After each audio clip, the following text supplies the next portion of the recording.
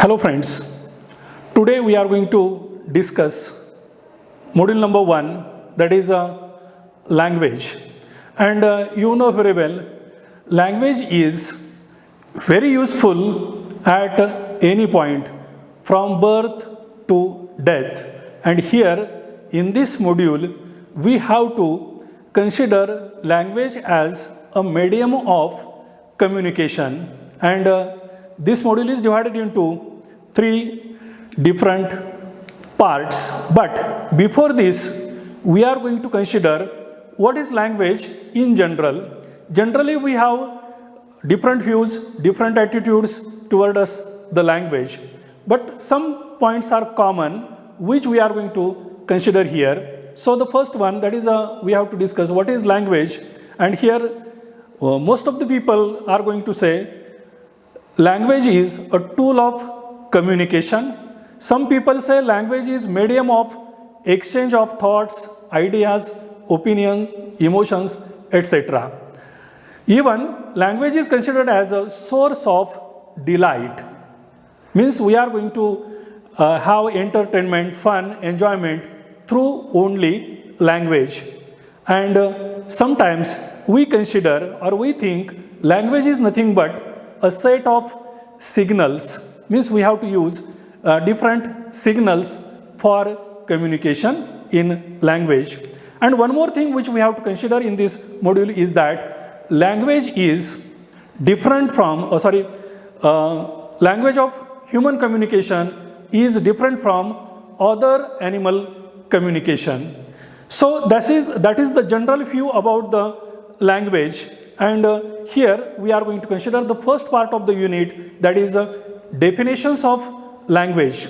And dear friends, so many linguists have given various definitions of language.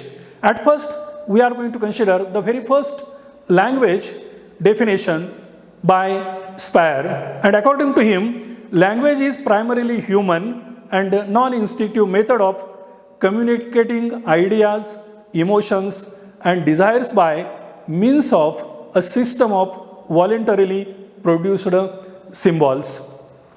Now this single definition gives you many more characteristics of language. That is the another part of this unit, that is characteristics of language. And third part of the module is how animal communication is different from human communication. So let us discuss the definition given by Speyer in detail.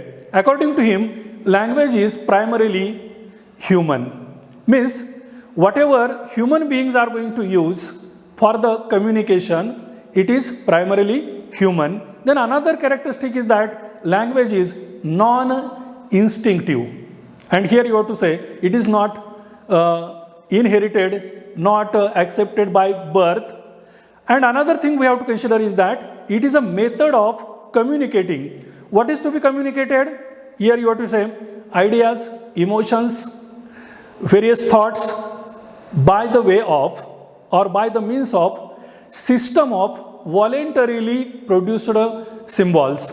Now here it means you have to use some symbols and those symbols should be voluntarily produced. I can produce or I can utter any word accordingly because it is decided and we have to act accordingly. So some symbols are used.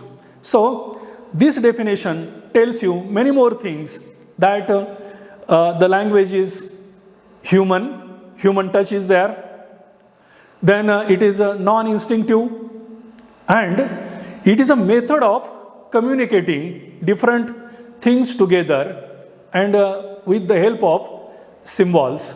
Means here you have to consider symbols. Suppose we are going to consider there are 44 sounds in English. If you don't know the sounds or the symbols, in what way we are going to have a transcription, then and then only we will be able to understand that particular language.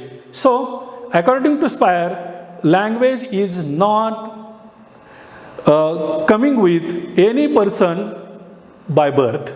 It is not inherited. Now let us go for next definition.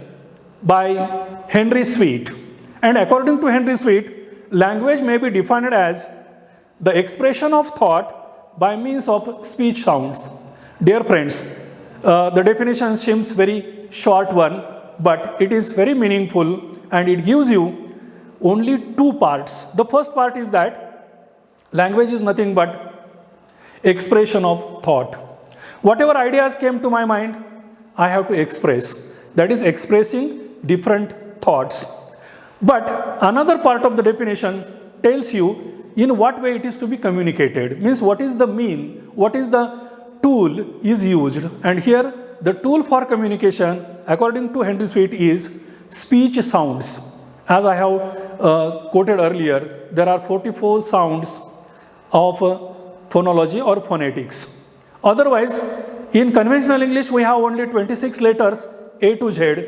They are only for written language. If you want to say something, if you want to communicate orally, you should know what word or which word to be pronounced in what way. So, this definition gives you two things together. The very first one is that it is a expression of thought and means or tools of communication, that is speech sounds. Then we may go for another definition by A.H. Gardner.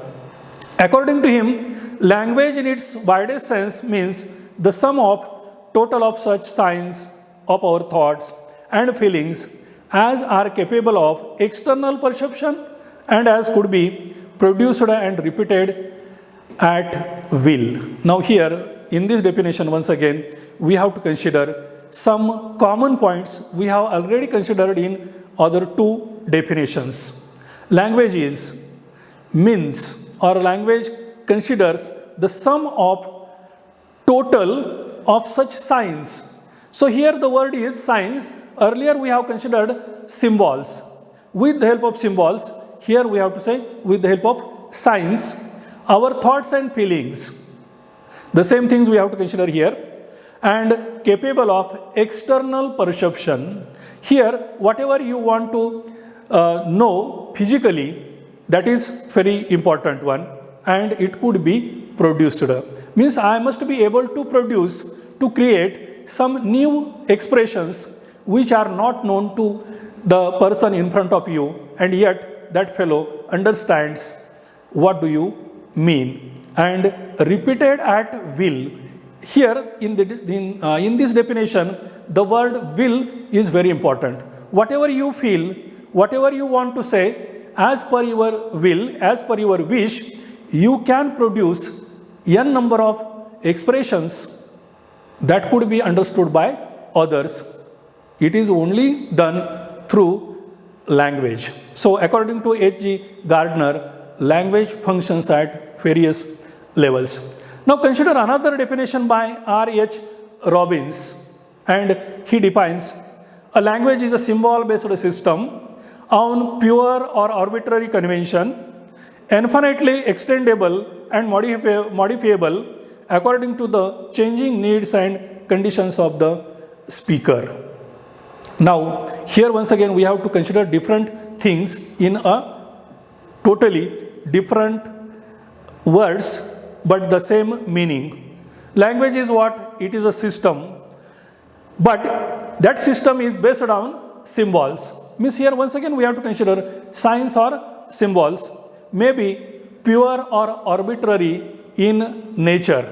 Arbitrary in the sense where there is no limitation. You can have one word in Kolhapur in a different way, in Satara different way, and when you go to Nagar or that side, you have another way of pronunciation of this one thing. So, arbitrary. Infinitely extendable. You can extend even one expression with the longer ways. Even you know very well, a statement can be a paragraph or even n number of sentences may be in a paragraph. That is extendable. Or if we have the word happy, we may say happily or we may say unhappily. That is extendable. And modifiable, you can modify the expressions also. But This can be done with the help of changing needs. Day to day, we are going to change our needs, and there is a requirement of this kind. So, changing needs and conditions of the speaker. So, whatever I want to say here is different one.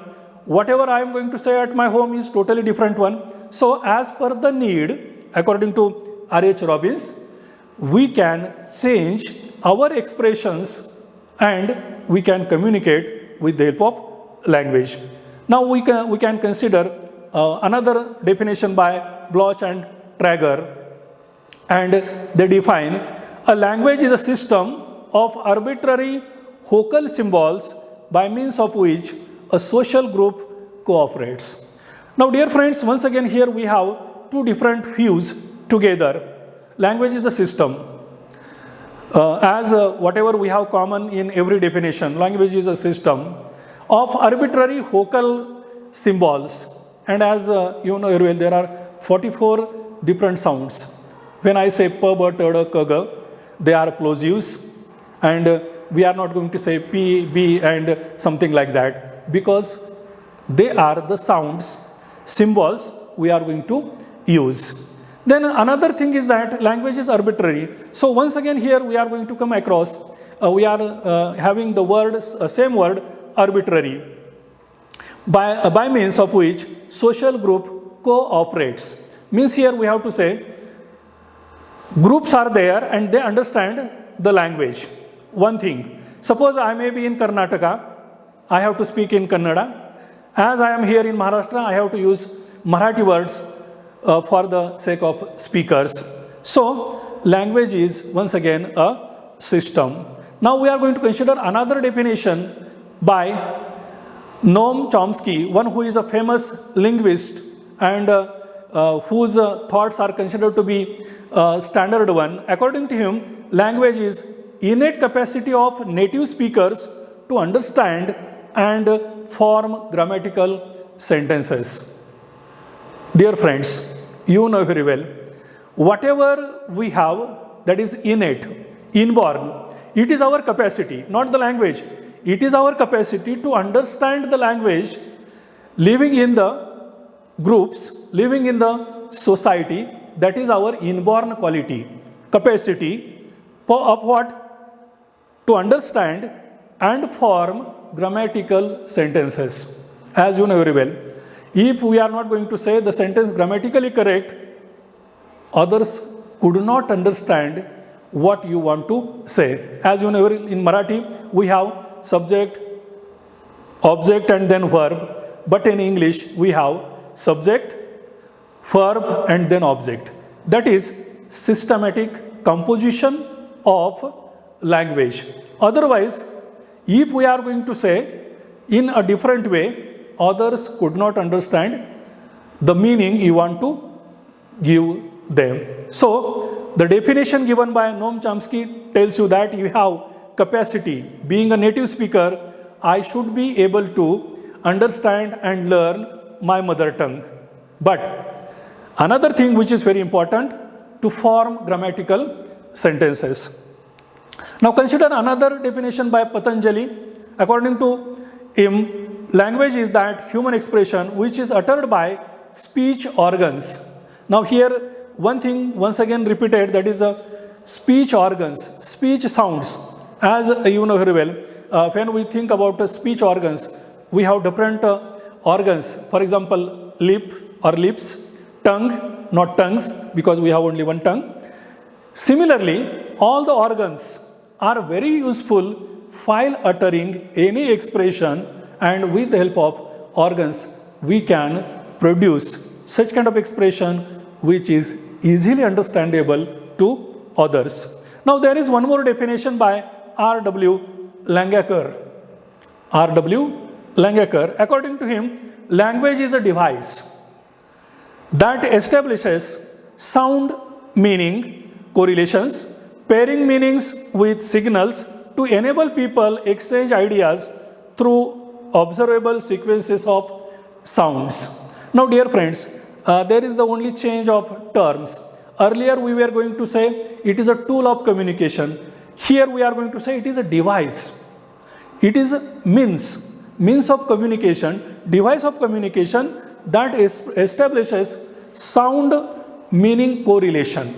Means whatever the sound I produce, happy, I produce a sound and you understand, yes, the person who is with joy and something like that. So whatever the expression we are going to utter is very important for us, and there is correlation between whatever we utter and the signals, and it enables people to exchange ideas through observable sequences of sounds.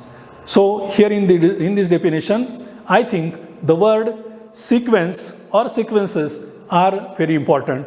It means, once again, the rules we have to, for example, a basic sentence pattern, subject, verb, object, SPA, OCA, whatever the sequences, that things are very important one. Otherwise, no one is able to understand what you want to say. And once again, we are going to consider one more definition by Encyclopedia Britannica, volume 14th. Now, this is what we consider as a common thing. This is not anyone's personal view or personal opinion. Here, Encyclopedia Britannica tells us which is common for we people. Language is a system of conventional spoken or written symbols by means of which human beings as members of social group and participants in its culture communicate. So this is, I think, a common definition where we are going to get all the things together. Language is what? Is once again a system. Wherever you go, language is a system. Here, system of what? Conventional spoken or written symbols. And as you know very well, we have different symbols. For written English, we have A to Z, 26 alphabets. For spoken English, we have 44 sounds that may include 24 consonants, 12 vowels, and 8 diphthongs. So, whatever the style may be written or spoken, it depends on the person in what way you communicate, which are very important for human beings as members of social group. Means, if you are in India, you have to use as a native speaker, maybe regional language or maybe Hindi or English, and not other than that. Suppose you are in America, you can't use your mother tongue, maybe Marathi or Kannada or something like that. It is not possible. So, whatever the things we have to consider as a members of social group, you are there and participants in its culture. Dear friends, one more thing I want to add here is the word we have to focus, culture, because while considering characteristics, we have to focus on language is culturally transmitted. How language we transmit from one generation to another generation is given here in this definition, and in what way we communicate. Means we have two different ways. Either you may communicate with spoken way or written way, and not other than that. So, while considering all these definitions, I think you come across so many words, and combining these words together, we will proceed further for characteristics of language. So, it's okay for today. Thank you.